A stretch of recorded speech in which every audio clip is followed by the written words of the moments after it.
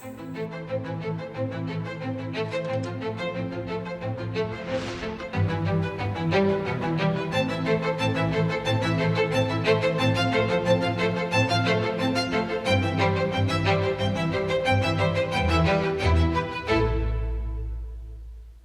ప్రియమైన దేశవాసులారా, నమస్కారం. మనసులోని మాట కార్యక్రమంలో మరోసారి మీతో మాట్లాడటం నాకు చాలా సంతోషంగా ఉంది. దేశంలోని వివిధ ప్రాంతాలలో మన దేశ ప్రజలు దేశ హితం కోసం, సమాజ హితం కోసం ఎన్నో అద్భుతమైన పనులు చేస్తున్నారు. వారి గురించి విన్నప్పుడు మనకు ఒక కొత్త ప్రేరణ లభిస్తుంది. ఈరోజు కార్యక్రమాన్ని కొద్ది రోజుల క్రితం అథ్లెటిక్స్లో దేశం సాధించిన అటువంటి ఒక ఘనతతో ప్రారంభిస్తాను. జార్ఖండ్లోని రాంచీలో జాతీయ సీనియర్ అథ్లెటిక్స్ సమాఖ్య పోటీలు జరిగాయి. ఇందులో సుమారు 800 మంది క్రీడాకారులు పాల్గొన్నారు. దేశవ్యాప్తంగా వచ్చారు. ఈ సందర్భంగా 4 వేర్వేరు క్రీడాంశాలలో 4 జాతీయ రికార్డులు బద్దలయ్యాయి. గురీందర్ వీర్ సింగ్, విశాల్ టీకే, తేజస్విని శంకర్, దేవ్ మీనా మరియు కుల్దీప్ కుమార్ ఈ మిత్రులు వేర్వేరు విభాగాలలో కొత్త రికార్డులు సృష్టించారు. నేను ముందుగా వీరందరికీ చాలా అభినందనలు తెలియజేస్తున్నాను. మిత్రులారా, ఒక క్రీడాంశం అది దేశవ్యాప్తంగా బాగా చర్చనీయాంశమైంది. అదే 100 మీటర్ల పరుగు పందెం. కేవలం 2 రోజుల వ్యవధిలోనే పురుషుల 100 మీటర్ల పరుగు పందెంలో జాతీయ రికార్డు 3 సార్లు బద్దలైంది. ఈ అద్భుతాన్ని చేసిన 2 క్రీడాకారులు గురీందర్ వీర్ సింగ్ మరియు అనిమేష్ కుజూర్. ఈసారి మనసులోని మాట కార్యక్రమంలో ఈ 2 క్రీడాకారులతో మాట్లాడాలని అనుకున్నాను. అనిమేష్ గారు నమస్కారం. గురీందర్ గారు మీకు కూడా నమస్కారం. నమస్కారం, సత్ శ్రీ అకాల్. నమస్తే సార్. నమస్కారం సార్. హేమండి, మీరు చాలా పెద్ద విజయాన్ని సాధించారు. మీ జంట కూడా గొప్ప అద్భుతం చేసింది. సంగీతంలో అయితే జుగల్బందీ చూశాం, కానీ సవాల్లో కూడా జుగల్బందీ ఉంటుంది. అంటే ఒకరు ఒక సవాలు విసిరితే మరొకరు ఆ సవాలును స్వీకరించి మళ్ళీ మూడోసారి చేయడం. మీ వార్త చాలా ఆసక్తికరంగా ఉంది. మనసులోని మాట శ్రోతలకు మీ గురించి తెలియాలని, వాళ్లకు మీ గురించి సమాచారం అందాలని నేను కోరుకుంటున్నాను. మీరు సాధించిన పరాక్రమం గురించి తెలియాలి. నమస్కారం సార్. నా పేరు అనిమేష్ కుజూర్. నేను 200 మీటర్ అండ్ 4x100 మీటర్ల నేషనల్ రికార్డ్ హోల్డర్ను. నేను ఛత్తీస్గఢ్కు చెందిన వాడిని. ప్రస్తుతం ఒడిషా తరపున ఆడుతున్నాను. నేను గత సంవత్సరం Asian medal and world university games medal సాధించాను. ఇంకా నేను అథ్లెటిక్స్ 2021 నుండి మొదలు పెట్టాను. నేను స్కూల్ పాస్అవుట్ అయ్యాక నేను సైనిక్ స్కూల్ అంబికాపూర్లో పాస్అవుట్ అయ్యాను. మొదట్లో నేను ఫుట్బాల్ ఆడేవాడిని. కోవిడ్ సమయంలో మా అమ్మా నాన్నలు నన్ను బయట పరిగెత్తడమో ఆడుకోవడమో చేయమనేవారు. అలా కోవిడ్ తగ్గుముఖం పడుతున్నప్పుడు నా ఫుట్బాల్ స్నేహితులు రాష్ట్ర స్థాయి పోటీలు జరగబోతున్నాయని అందులో పాల్గొనమని చెప్పారు. నేను పాల్గొన్నాను. కానీ అక్కడ నుండి జాతీయ స్థాయికి ఎంపిక చేస్తారని నాకు తెలియదు. నేను అక్కడ నుండి జాతీయ స్థాయికి ఎంపికయ్యాను. ఇప్పుడు నేను అంతర్జాతీయంగా భారతదేశానికి ప్రాతినిధ్యం వహిస్తున్నాను. మరి గురీందర్ వీర్ గారి సంగతి ఏంటి? నమస్కారం అయ్యా. నా పేరు గురీందర్ వీర్. నేను భారత్ నౌకాదళంలో పెట్టి ఆఫీసర్గా పనిచేస్తున్నాను. నేను భారతదేశంలో అత్యంత వేగంగా పరిగెత్తేవాడిని. ఇప్పుడే 100 మీటర్ల పరుగులో 10.09 సెకండ్లతో జాతీయ రికార్డు సృష్టించాను. 10.1 సెకండ్ల కంటే తక్కువ సమయంలో పరిగెత్తిన మొదటి భారతీయుడిని నేనే. నేను పరుగు పందెంలోనూ నా ఉద్యోగంలోనూ దేశానికి సేవ చేయాలని ప్రయత్నిస్తున్నాను. మా నాన్నగారు, తాతగారు ఇద్దరు క్రీడల్లో ఉండేవారు. మన భారతదేశంలో ఒక సంస్కృతి ఉంది కదా, ఏదైనా పండగ వచ్చినప్పుడు, దీపావళి లేదా కొత్త సంవత్సరం లాంటివి వచ్చినప్పుడు మనం ఇల్లు శుభ్రం చేసుకుంటాం. అలా నేను మా నాన్నగారి పథకాలు, గెలుపు చిహ్నాలను శుభ్రం చేసేవాడిని. అది నాకు చాలా నచ్చేది, చాలా సంతోషంగా ఉండేది. నేను ఏదైనా గెలుపు చిహ్నాన్ని శుభ్రం చేస్తున్నప్పుడు ఇది ఎక్కడ గెలిచారు, ఈ పథకం ఎక్కడ గెలిచారు, ఈ ఛాయాచిత్రం ఎప్పటిది అని అడిగేవాడిని. అప్పుడు ఆయన తన కథలు చెప్పేవారు. నేను ఇక్కడికి ఆడటానికి వెళ్ళాను, ఈ జాతీయ పథకం గెలిచాను, నేను మా జట్టుని ఇలా గెలిపించాను అని. అప్పుడు నేను కూడా ఏదైనా క్రీడలో పాల్గొనాలి అని వాళ్ళతో అనేవాడిని. ఆయన ఉదయాన్నే పరిగెత్తడానికి వెళ్ళేవారు. నేను కూడా నన్ను మీతో పాటు తీసుకెళ్లమని అడగడం మొదలు పెట్టాను. దాంతో నన్ను తీసుకెళ్లడం మొదలు పెట్టారు. ఆయన తన ఆటలో నేర్చుకున్న విషయాలను నాకు నేర్పించడం మొదలు పెట్టారు. దాంతో నాకు ఆసక్తి పెరిగింది. నేను హుసేన్ బోల్ట్ ప్రపంచ రికార్డును బద్దలు కొట్టడం చూశాను. ఒక సరదా కథ ఉంది. నేను అప్పుడు టీవీ చూస్తుంటే మా అమ్మ, ఇప్పుడు చదువుకునే సమయం, నువ్వు చదువుకో అని టీవీ ఆపేసింది. అప్పుడు నేను సరే మీరు నన్ను టీవీ చూడనివ్వడం లేదు కదా, ఒక రోజు వస్తుంది అప్పుడు మీరు నన్ను టీవీలో వెతుకుతారు, అదిగో గురీందర్ పరిగెడుతున్నాడని చూస్తారు అన్నాను. ఇప్పుడు మా అమ్మ నన్ను టీవీలో పరిగెడుతుంటే చూసినప్పుడు నాకు చాలా సంతోషంగా ఉంటుంది. వాహ్ వాహ్ వాహ్, మీది చాలా గొప్ప విషయం కదా. మధ్య తరగతి కుటుంబం అయ్యా. మా నాన్నగారు కూడా వాలీబాల్ ఆడేవారు. ఇంటి సమస్యల వల్ల ఆయన తన ఆటను వదిలేశారు. ఆయన నెరవేర్చుకోలేని కలను నాలో చూసుకున్నారు. నా కొడుకు ఆ కలను నెరవేరుస్తాడని. నేను ఆయనతో మాట్లాడేవాడిని. మిల్కా సింగ్ ఎంత కష్టపడ్డారో వినేవాడిని. నేను కూడా ఒకరోజు మీ కలను నెరవేరుస్తాను అని చెప్పేవాడిని. దానికి ఆయన కలలు అలా నెరవేరవు, దానికి చాలా కష్టపడాలి, శ్రమించాలి అనేవారు. మిల్కా సింగ్ గారు రక్తం కక్కుకునేవారట, ఎండ్లో పరిగెత్తేవారట, రోజంతా సాధన చేసేవారట. ఆ విషయాలు నాకు స్ఫూర్తినిచ్చేవి. మా నాన్నగారు నన్ను దేశం కోసం పరిగెత్తమని, దేశానికి పథకాలు తీసుకురమ్మని, గెలవమని ప్రోత్సహించేవారు. నేను 100 మీటర్ల పరుగును ఎంచుకున్నప్పుడు కూడా అందరూ నన్ను 100 మీటర్లు వద్దు, అది భారతీయుల ఆట కాదు, భారతీయుల శరీరం 100 మీటర్ల పరుగుకు సరిపోదు అనేవారు. కానీ మా నాన్నగారు ఎప్పుడు గురేందర్ అనేవారు. మనం ఇది ఎంచుకున్నాం, దీని నుండి వెనక్కి తగ్గకూడదు. ఎవరైతే మనం చేయలేమని అంటున్నారో వాళ్ళకి మనం చేసి చూపించాలి. నువ్వు చేసి చూపిస్తావు, నాకు నీ మీద నమ్మకం ఉంది అనేవారు. మా నాన్నగారు నా మీద ఉంచిన ఆ నమ్మకాన్ని నేను నా ధైర్యంగా మార్చుకుని ముందుకు సాగాను. ఈ రోజు ప్రతి భారతీయులు వేగంగా పరిగెత్తగలరు అని అంటున్నాడు. చూడండి, మీరిద్దరూ చాలా పెద్ద అద్భుతం చేశారు. కేవలం 2 రోజుల వ్యవధిలో మీరిద్దరూ 3 సార్లు జాతీయ రికార్డును బద్దలు కొట్టారు 100 మీటర్ల పరుగు పందెంలో. మరియు గురేందర్ వీర్ గారు చెప్పినట్లు ప్రజలు భారతీయుల శరీరం ఈ పనికి అస్సలు సరిపోదు అంటారు. అంత కష్టమైన పనిని కూడా మీరు చేసి చూపించారు. కాబట్టి మీ ఇద్దరిని నేను అడగాలనుకుంటున్నాను, మనసులోని మాట శ్రోతలు కూడా వినాలనుకుంటున్నారు. అంత పట్టుదల ఎక్కడిది? ఆ గెలుపు ఏంటి? ఏం ఆలోచించారు? ఎలా చేస్తున్నారు? ఇది ఎంత కష్టంగా ఉంటుంది? అవునయ్యా, నేను మొదలు పెట్టినప్పుడు చాలా కష్టపడ్డాను. చాలా సార్లు నేను చేస్తున్నది సరైనదేనా, నేను సరైనది ఎంచుకున్నానా అని సందేహం కూడా వచ్చింది. ఎందుకంటే ప్రతిసారి మనం గెలవలేం, కొన్నిసార్లు నేర్చుకుంటాం. నేను ఓడిపోయినప్పుడు, నేను సరిగ్గా రాణించలేనప్పుడు, ఏదైనా గాయమైనప్పుడు మా ఇంట్లో వాళ్ళు నాకు అండగా నిలిచేవారు, పర్వాలేదు అని. ఒక రోజు బాగోలేకపోయినా, ఒక సంవత్సరం బాగోలేకపోయినా జీవితం ఏమీ పాడైపోదు. కలలు కనడం మానకూడదు. మా శిక్షకులు కూడా నాకు ఇదే నేర్పించారు, నువ్వు చేయకపోతే ఇంకెవరూ చేయలేరు అని. అలాంటప్పుడు మా సంఘం, మా చుట్టుపక్కల వాళ్ళు మమ్మల్ని ప్రోత్సహిస్తుంటే మాలోని ఆ ప్రేరణ ఎప్పటికీ చావదు. అనిమేష్ సార్ అథ్లెటిక్స్ మొదలు పెట్టినప్పుడు అందరూ నాతో అనేవాళ్ళు, చూడు ఇది కొత్త రంగం, నువ్వు చేయగలవో లేదో అని. అప్పుడు నేను చెప్పాను, ఇప్పుడు నేను ఈ రంగంలోకి దిగాను కాబట్టి చేసి తీరుతాను అని. మా నాన్నగారు కూడా ఎప్పుడు నాతో అనేవారు, నువ్వు ఈ రంగంలోకి దిగావు కాబట్టి వెనక్కి తిరిగి చూడకు, ఎందుకంటే ఇది చేయాలి అది చేయాలి అని అందరూ అనుకుంటారు, కానీ చేసి చూపించే వాళ్ళు చాలా తక్కువ. నువ్వు ఈ రంగంలోకి దిగావు కాబట్టి దీనిపై కట్టుబడి ఉండు, ఇందులో ముందుకు సాగు. చూడు, అన్ని సౌకర్యాలు అన్ని మేము కుటుంబంలో అండగా ఉంటాం, ఆర్థిక సహాయంతో సహా అన్ని మేము చూసుకుంటాం. నువ్వు కష్టపడి భారతదేశానికి చూపించు, భారతీయులు కూడా పరిగెత్తగలరని. ఎందుకంటే నాతో కూడా అనేవాళ్ళు, భారతీయుల శరీర తత్వం అంత వేగంగా పరిగెత్తడానికి సరిపోదని, 10 లేదా 10.1 సెకండ్ల లోపు పరిగెత్తలేరని, స్ప్రింట్ చేయలేరని. కానీ ఇప్పుడు మేమిద్దరం నిరూపించాం, భారతీయులు కూడా చేయగలరని. అలాంటిదేమీ కష్టమేమీ కాదు మాకు, మేము అన్ని చేయగలం. కాబట్టి సార్, ఈ విషయాలన్నీ నాకు చాలా ప్రేరణనిస్తాయి. మేము శిక్షణ తీసుకున్న కొద్దీ మా సమయాన్ని ఇంకా మెరుగుపరుచుకుంటున్నాం. మిగతా భారతీయులకు కూడా ఈ విషయం తెలుస్తోంది, భారతీయులు కూడా చేయగలరని. మేము ఇంకా చేస్తాం సార్. ఇప్పుడు మేమిద్దరం కామన్వెల్త్ క్రీడలకు కూడా ఎంపికయ్యాం, కాబట్టి రాబోయే పోటీలలో మేము ఇంకా బాగా రాణిస్తాం. బాగుంది. చూడండి, నా మనసులో ఒక కుతూహలం ఉంది, బహుశా ప్రజలకు కూడా ఉంటుంది. మీరిద్దరూ మంచి స్నేహితులని నేను విన్నాను. మీరిద్దరు ఏమైనా పంతం పట్టుకున్నారా? నువ్వు నా రికార్డ్ బద్దలు కొడితే నేను నీ రికార్డ్ బద్దలు కొడతాను అని. ముందు అనిమేష్ చెప్పు. సార్, ముందు రికార్డు 10.18 సెకండ్లు ఉండేది, అది నాదే. తర్వాత సెమీఫైనల్లో గురీందర్ అన్నయ్య 10.17 సెకండ్లతో దాన్ని బద్దలు కొట్టాడు. నేను మళ్ళీ సెమీఫైనల్ 2లో 10.15 సెకండ్లతో దాన్ని బద్దలు కొట్టాను. ఆ సమయంలో నా సెమీఫైనల్ అయ్యాక మేమిద్దరం సంతోషంగా ఉన్నాం. ఈ రోజు రికార్డ్ బద్దలైంది, మనం ఇద్దరమే చేశాం. ఎందుకంటే ఆ సమయంలో పోటీలో ప్రత్యర్థులమే అయినా మేమిద్దరం ముందే అనుకున్నాం. అంతకుముందు మేము పోటీ కోసం సౌదీ అరేబియా కూడా వెళ్ళాం, అక్కడ కూడా మేమిద్దరం ఒకే గదిలో ఉన్నాం.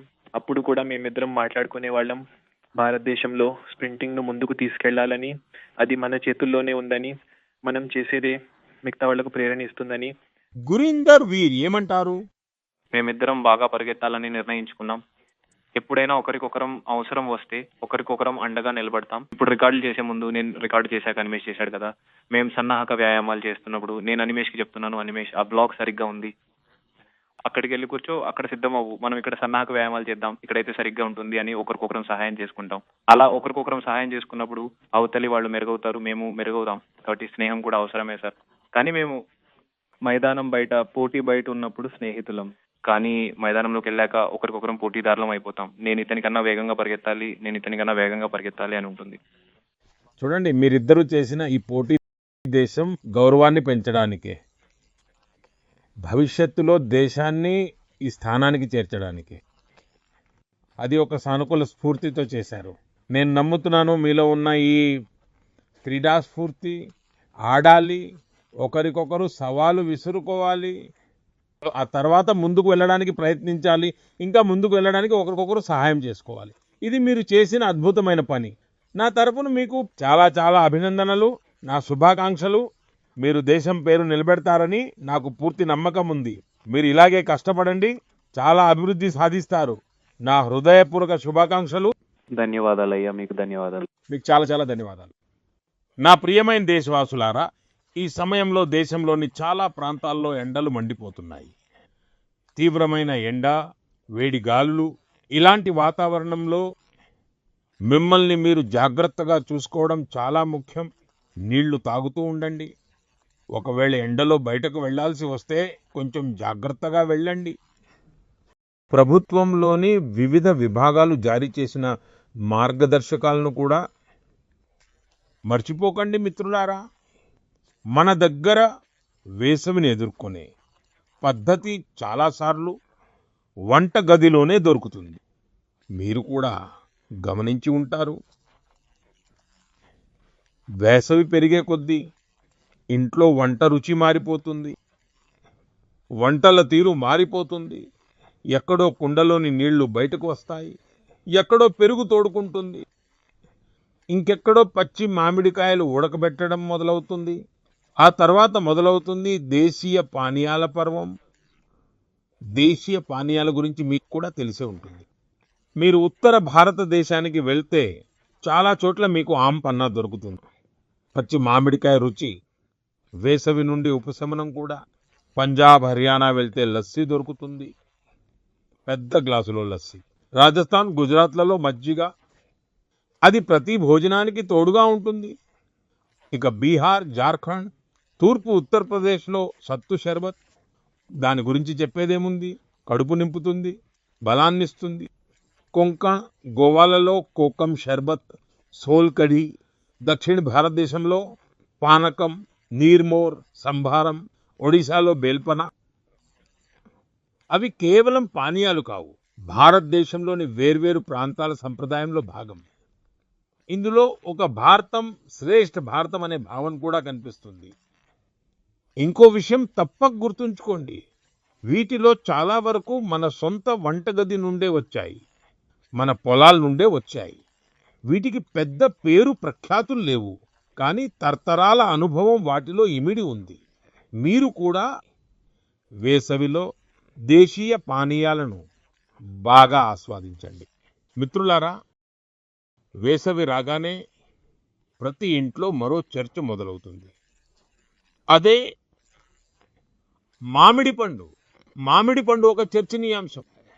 భారతదేశంలో వేసవిలో మామిడి పండు గురించి మాట్లాడుకొని ఇల్లు బహుశా ఉండదు. ప్రతి ప్రాంతానికి దాని సొంత మామిడి, దాని సొంత రుచి, దాని సొంత సువాసన. మహారాష్ట్ర, కొంకణ్ల హాపూస్ అల్ఫోన్సో, గుజరాత్ కేసర్, ఇది ఆమ్రస్కు ప్రాణం. ఉత్తరప్రదేశ్ దసరి, ఇంకా నా కాశీ లంగడా. అయితే లంగడా మామిడిలో ఒక ప్రత్యేకత ఉంది. పండిన తర్వాత కూడా దాని రంగు చాలాసార్లు పచ్చగానే ఉంటుంది. బీహార్ జర్దాలు, దాని సువాసన దూరం నుంచే గుర్తుపట్టేలా ఉంటుంది. చౌసా, మాల్దా, ఇలా ప్రతి పేరుతో ప్రజల జ్ఞాపకాలు ముడిపడి ఉన్నాయి. ఇక దక్షిణ భారతదేశానికి వెళ్తే అక్కడ బంగినపల్లి, తోతాపురి, నీలం, మల్గోవా. బెంగాల్లో హిమసాగర్, ఒడిశా, ఆంధ్రప్రదేశ్లలో సువర్ణరేఖ అంటే ప్రదేశం మారుతుంది. మామిడి పండు రూపం, రంగు, దాని రుచి కూడా మారిపోతుంది. మిత్రులారా, మామిడి పళ్ళ ఈ ప్రయాణం ఇప్పుడు గ్రామాల నుండి గ్లోబల్ మార్కెట్కి కూడా చేరుకుంటోంది. ఈరోజు మన్ కీ బాత్ ద్వారా మామిడి పండించే నా రైతు సోదర సోదరీమణులను మనస్ఫూర్తిగా ప్రశంసిస్తున్నాను. మీరు దేశ వ్యవసాయ ఆర్థిక వ్యవస్థకు కేవలం రైతులు మాత్రమే కాదు, చాలా ప్రత్యేకమైన వారు. ఇలాగే కొనసాగించండి మిత్రులారా. ఈ వేసవి రోజుల్లో సాధారణంగా పాఠశాలలకు సెలవులు ఉంటాయి. కానీ నేను ఒక అలాంటి తరగతి గురించి చెబుతాను. అందులో చేరాలని మీకే అనిపిస్తుంది. మిత్రులారా, ఒక పరిస్థితిని ఊహించుకోండి. పిల్లలు, యువకులు, పెద్దలు కూడా వచ్చే ఒక పాఠశాల. అక్కడ ఎలాంటి రుసుము ఉండదు, పెద్ద భవనం ఉండదు, తరగతి గదులు కూడా ఉండవు. ఇంకా అత్యంత ఆసక్తికరమైన విషయం ఏంటంటే అక్కడ తరగతి నదిలో జరుగుతుంది. మిత్రులారా, ఇది ఏ కథ కాదు, ఇది ఒక నిజమైన ప్రయత్నం. కేరళలోని ఆలువాలో సాజీ వల్షేరిల్ గారు ఇలాంటి ఒక ఈత శిక్షణా కేంద్రాన్ని నడుపుతున్నారు. ఇప్పటి వరకు 15,000 మందికి పైగా ఇక్కడ ఈత నేర్చుకున్నారు. సాజీ గారు దివ్యాంగులైన పిల్లలకు కూడా ఈత నేర్పించారు. ఈ ప్రయత్నం వెనుక ఒక బాధ కూడా దాగి ఉంది. కొన్ని సంవత్సరాల క్రితం ఒక పడవ ప్రమాదంలో చాలా మంది విద్యార్థులు మరణించారు. ఆ సంఘటన సాజీ గారిని లోపల కుదిపేసింది. ఆయన పిల్లలకు ఈతొచ్చి ఉంటే బహుశా ఎన్నో ప్రాణాలు నిలిచేవి కదా అని అనుకున్నారు. అంతే, అక్కడి నుండే ఆయన ఈ ఉద్యమం మొదలైంది. మిత్రులారా, సాజీ వల్షేరిల్ గారి జీవితం మనకు ఒక గొప్ప పాఠాన్ని నేర్పుతుంది. సేవ చేయడానికి పెద్ద పెద్ద సాధనాలు అవసరం లేదు. కావాల్సిందల్లా ఒక మంచి సంకల్పం, ఇంకా నిరంతర ప్రయత్నం. వీటితోనే వేలాది మంది జీవితాల్లో మార్పు తీసుకురావచ్చు. నా ప్రియమైన దేశ ప్రజలారా, గడిచిన రోజుల్లో నాకు యూరోప్లోని నెదర్లాండ్స్ వెళ్ళే అవకాశం దొరికింది. అక్కడ నేను ఈ పర్యటనలో భాగంగా చాలా సమావేశాల్లో పాల్గొన్నాను. ఒక అటువంటి క్షణం వచ్చింది, అది ప్రతి భారతీయుడిని గర్వంతో నింపేసింది. నెదర్లాండ్స్లో జరిగిన ఒక ప్రత్యేకమైన వేడుకలో చోళుల కాలం నాటి పురాతన తామ్ర ఫలకాలను భారతదేశానికి తిరిగి అప్పగించారు. ఆ కార్యక్రమంలో నెదర్లాండ్స్ ప్రధానమంత్రి కూడా ఉన్నారు. ఈ తామ్ర ఫలకాల గురించి నాకు దేశ విదేశాల నుండి నిరంతరం సందేశాలు వస్తున్నాయి. ప్రజలు సంతోషం వ్యక్తం చేస్తున్నారు, గర్వపడుతున్నారు. ప్రపంచవ్యాప్తంగా ఉన్న తమిళ సమాజంలో కూడా దీని పట్ల ప్రత్యేక ఉత్సాహం ఉంది. మిత్రులారా, ఈ తామ్ర ఫలకాల గురించి ప్రజలలో చాలా జిజ్ఞాస కూడా ఉంది. అందుకే ఈ రోజు నేను దీనికి సంబంధించిన కొన్ని విషయాలు మీతో పంచుకోవాలనుకుంటున్నాను. వీటిలో 21 పెద్దవి మరియు 3 చిన్న తామ్ర ఫలకాలు ఉన్నాయి. ఇవి ముఖ్యంగా రాజేంద్ర చోళుడు 1వ ద్వారా తన తండ్రి అయిన రాజరాజ చోళుడి ఒక వాగ్దానాన్ని నెరవేర్చడానికి సంబంధించినవి. వీటిలో ఆనైమంగళం అనే గ్రామాన్ని ఒక బౌద్ధ విహారానికి దానంగా ఇచ్చినట్లు ప్రస్తావన ఉంది. ఈ తామ్ర ఫలకాలలో చోళ వంశం యొక్క విజయాలు కూడా వర్ణించబడ్డాయి. వీటి ద్వారా చోళ సామ్రాజ్యం యొక్క నావికా శక్తి ఎంత బలంగా ఉండేదో తెలుస్తుంది. ఆగ్నేయాసియా దేశాలతో వారి సంబంధాల గురించి కూడా సమాచారం వీటిలో దొరుకుతుంది. చోళ సామ్రాజ్యం యొక్క సుసంపన్నమైన చరిత్ర, సంస్కృతి పట్ల మనందరికీ చాలా గర్వంగా ఉంది. మిత్రులారా, మన ప్రభుత్వం భారతదేశపు ఇటువంటి అమూల్యమైన వారసత్వ సంపదను సంరక్షించడానికి నిరంతరం ప్రయత్నిస్తోంది. ఇదే క్రమంలో జ్ఞాన్ భారతం ప్రచారం కింద ఛత్తీస్గఢ్లోని మల్హార్లో కూడా ఒక ముఖ్యమైన ఆవిష్కరణ జరిగింది. ఇక్కడ 3 అరుదైన తామ్ర ఫలకాలు దొరికాయి. ఇవి పాండువంశీ రాజవంశానికి చెందిన మహర్షి బాలార్జునుడి పరిపాలనా కాలానికి చెందినవిగా భావిస్తున్నారు. నిపుణుల అభిప్రాయం ప్రకారం ఈ శాసనాలు 6-7వ శతాబ్దానికి చెందినవి. అంటే 1500 సంవత్సరాల పాతవి. ఈ తామ్ర ఫలకాలు ప్రాచీన బ్రాహ్మీ లిపి మరియు పాళీ భాషలో వ్రాయబడ్డాయి. వీటి ద్వారా ఆ కాలం నాటి పరిపాలనా వ్యవస్థ, ధర్మం, సంస్కృతి గురించి ముఖ్యమైన సమాచారం తెలుస్తుంది. మిత్రులారా, మన భారతదేశంలో ఖగోళ విజ్ఞానం అంటే ఆస్ట్రానమీ పట్ల ఎప్పుడు ఒక ప్రత్యేకమైన ఆకర్షణ ఉంది. మన దేశంలో నేటికి ఎన్నో శతాబ్దాల క్రితం నాటి అబ్జర్వేటరీలు ఉన్నాయి. ఇక్కడ అద్భుతమైన గణిత ఆవిష్కరణలు జరిగాయి. మార్గనిర్దేశనమైన, పంచాంగమైన లేదా మన పండుగలు పబ్బాలు, వీటన్నిటికీ ఆకాశంతో, నక్షత్రాలతో సంబంధం ఉంది. మన దగ్గర ఖగోళ శాస్త్రం ప్రతి తరంలోనూ కుతూహలాన్ని రేకెత్తించింది, అన్వేషణకు ప్రేరేపించింది. నేటి యువతలో కూడా దీని పట్ల చాలా ఉత్సాహం కనిపిస్తోంది. ఈ రోజుల్లో మీరు కూడా చూస్తూనే ఉంటారు. దేశవ్యాప్తంగా ఖగోళ శాస్త్ర సంఘాలు వేగంగా ప్రాచుర్యం పొందుతున్నాయి. పెద్ద నగరాల నుండి చిన్న పట్టణాల వరకు, పాఠశాలల నుండి ఉద్యానవనాల వరకు వీటి కార్యకలాపాలు కనిపిస్తున్నాయి. నాకు బెంగళూరు ఆస్ట్రానమికల్ సొసైటీ గురించి సమాచారం అందింది. ఇక్కడ పరిశీలన సమావేశాలు నిర్వహిస్తారు. ఈ సంస్థ గ్రామీణ ప్రాంతాలలో ఖగోళ శాస్త్రాన్ని ప్రాచుర్యంలోకి తీసుకురావడానికి ఒక కార్యక్రమాన్ని కూడా ప్రారంభించింది. ఖగోళ్ మండల్ అనే బృందం 30 గంటల ఒక వినూత్నమైన శిక్షణను ప్రారంభించింది. మిత్రులారా, రాత్రిపూట నక్షత్రాలను చూడటం అనేది ఒక అద్భుతమైన అనుభవం. ఆస్ట్రోకేరళ అనే ఒక సంస్థ రాత్రిపూట పరిశీలన శిబిరాలు మరియు కార్యశాలలు నిర్వహిస్తుంది. ఇక్కడ యువ మిత్రులు దూరదర్శిని తయారు చేయడం మరియు నక్షత్ర పటాలను ఉపయోగించడం నేర్చుకుంటారు. రాజ్కోట్లోని big bang astronomy club kheer అడవుల నుండి మొదలుకొని కచ్ ఎడారి వరకు జ్యోతిర్విద్యా పరిసంస్థ అనేక ఖగోళ శాస్త్ర కార్యక్రమాలను నిర్వహించింది. ఇది అన్ని ఖగోళ శాస్త్ర సంస్థలలో అత్యంత పురాతనమైన వాటిలో ఒకటి. ఇక్కడ పరిశీలన సౌకర్యాలతో పాటు పుస్తకాలు, గ్రంథాలయం మరియు దూరదర్శనుల గ్రంథాలయం కూడా ఉన్నాయి.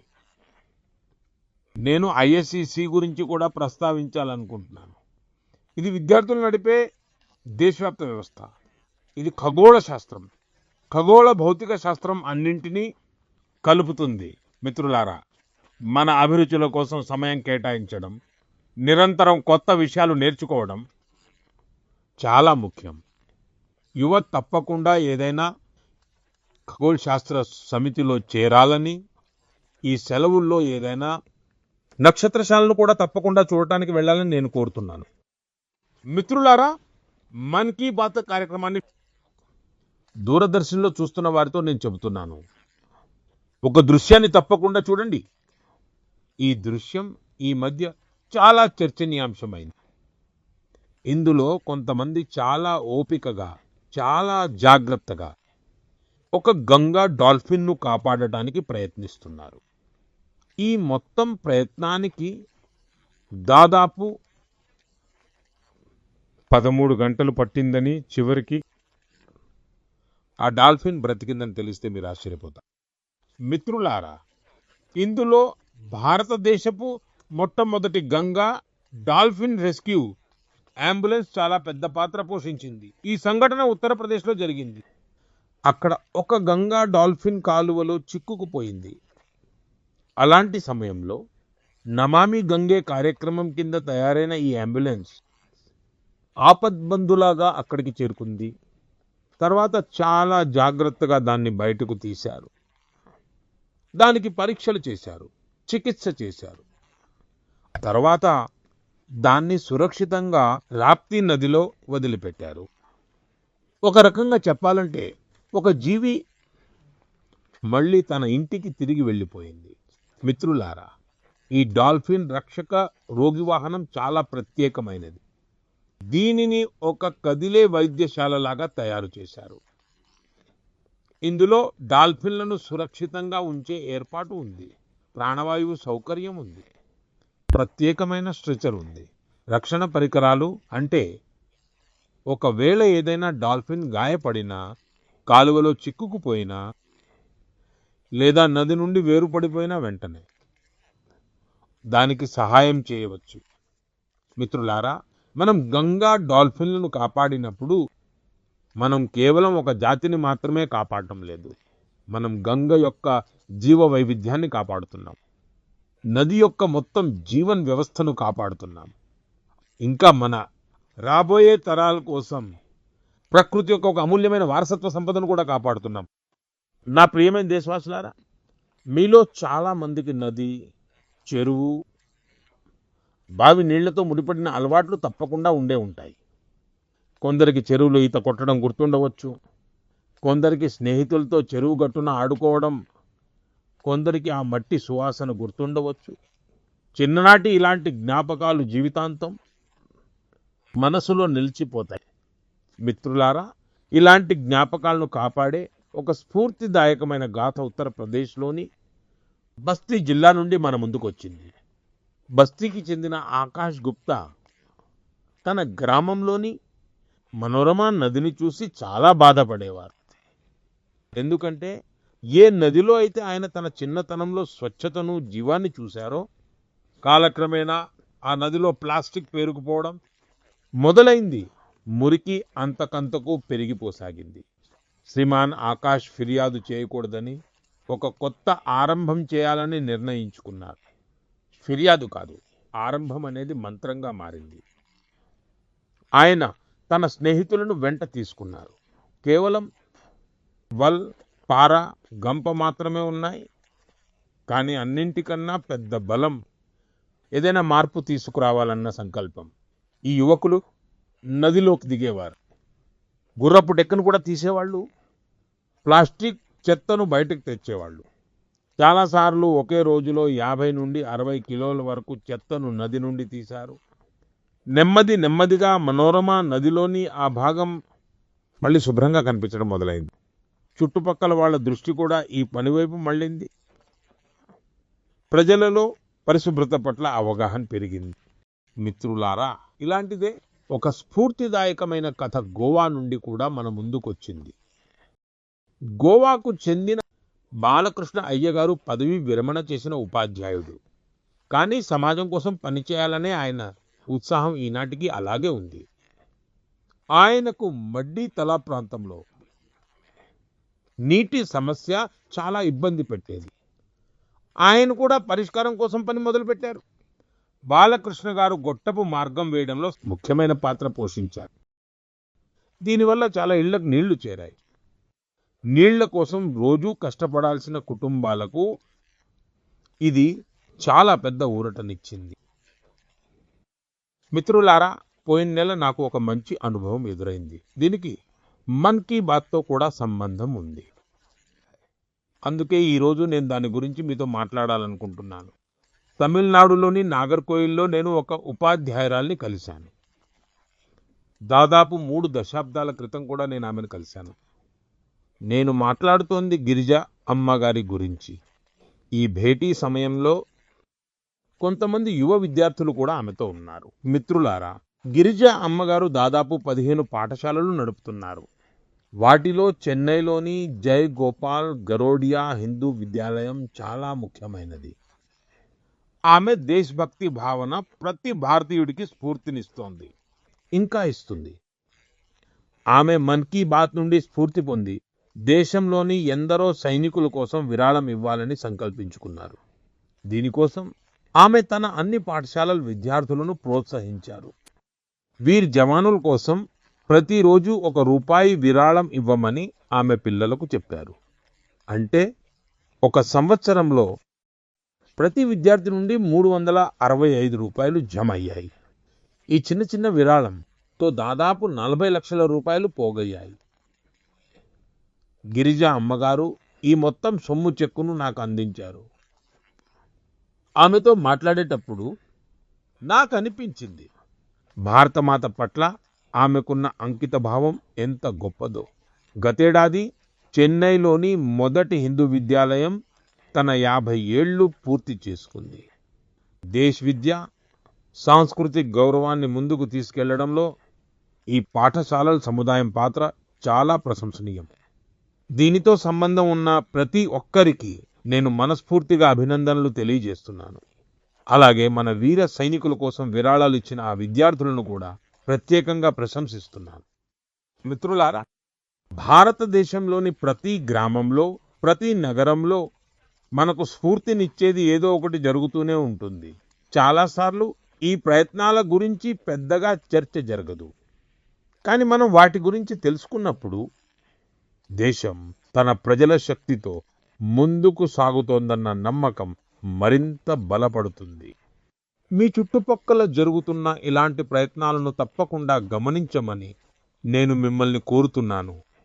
సమాజం కోసం మంచి పనులు చేస్తున్న వారిని గుర్తించండి, వారిని ప్రశంసించండి, వారి నుండి నేర్చుకోండి. వీలైతే మీరు ఏదైనా మంచి పనిలో పాలు పంచుకోండి.